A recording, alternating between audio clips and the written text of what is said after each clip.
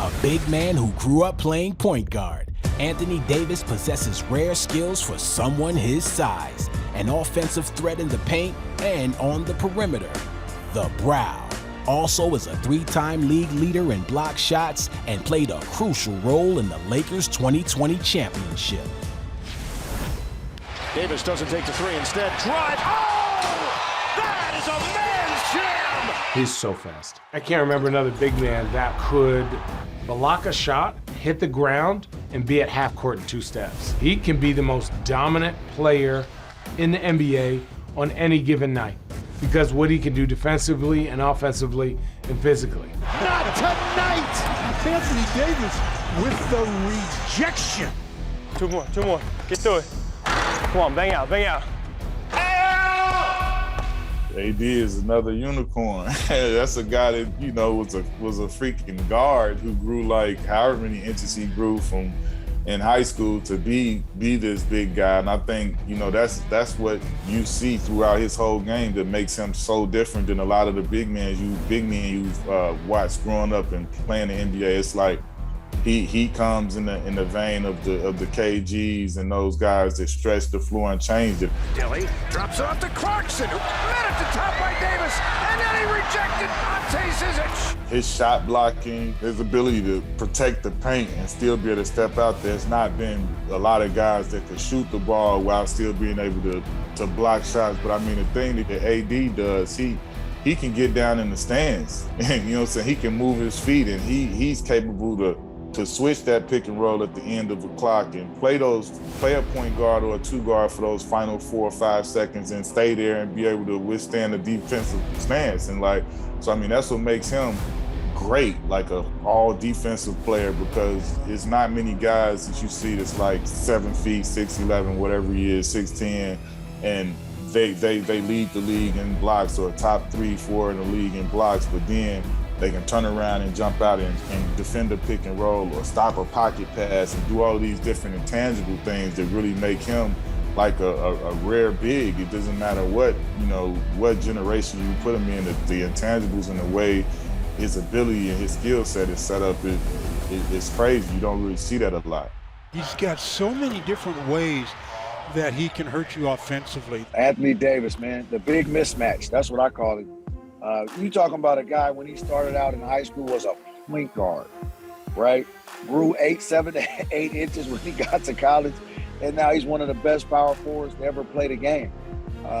Sky's the limit for Anthony Davis. I mean, when he gets done, he might rewrite some record books if his health holds up for him. Pairing up with another superstar like LeBron James has tremendously helped him. It's given him confidence, and he really knows now, like, he can dominate every time he steps on the floor. Anytime Anthony Davis is on the court, he's easily the best player on the court that night. And he's just a mismatch nightmare. I mean, he can get it off the dribble. He stretches the floor from 3, and he can post up. So he's just a monster, not to mention defensively. I mean, he's always going to be in the top 5 in blocks. So his impact on the game, right, is going to be all over the stat sheet.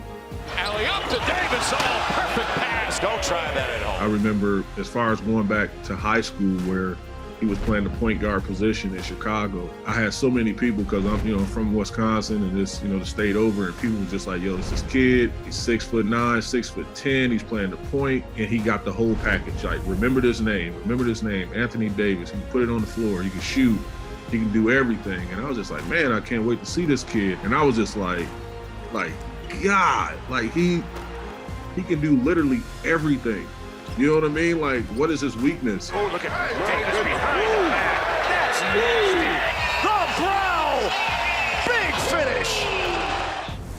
The Brow came into the NBA with a brand, and then he put that brand to work and showed how dominant he could be really early on in his career. Oh, it was amazing. You go back to this guy in college, and he was the most dominant force on the team, and he was like the 4th leading scorer. But he could impact the game in so many ways, and sometimes it gets lost. So this was a young man that early in his high school career, he was a point guard. And he had that incredible growth spurt.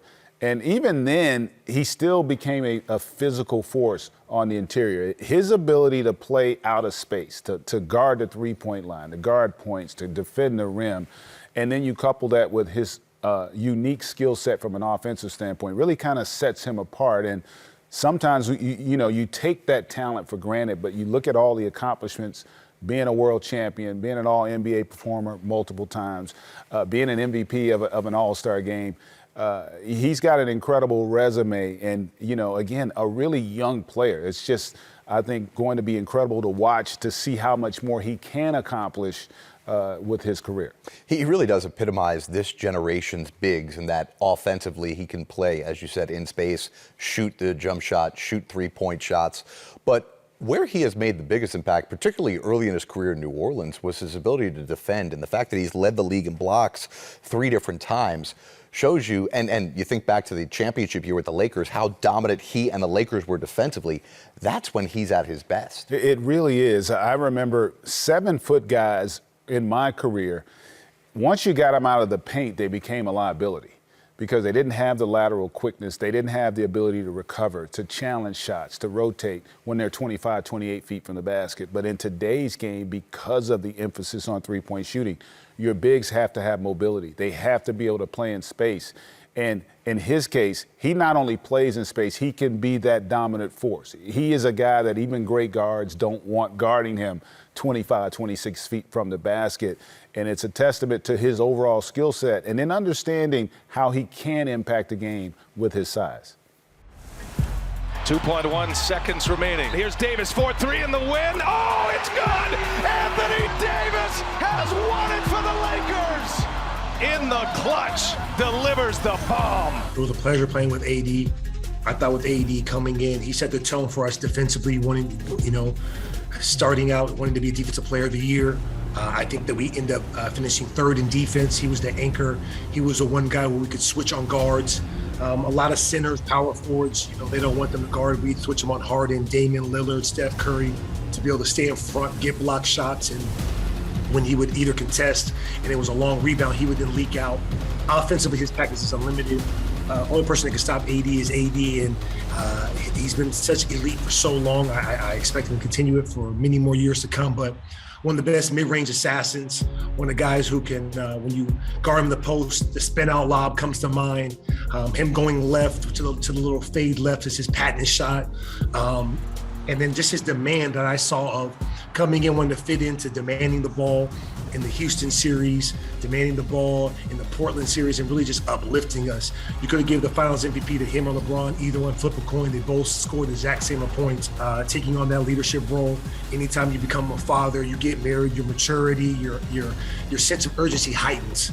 And that's where my friendship with him, you could already see it. I think the best is yet to come. I know he's had some injuries and taking care of his body, but Anthony Davis is a first ballot Hall of Famer and a guy that young people are going to try to mimic their games coming up after. And that's it. It's over. This historic 2020 NBA championship belongs to the Los Angeles Lakers.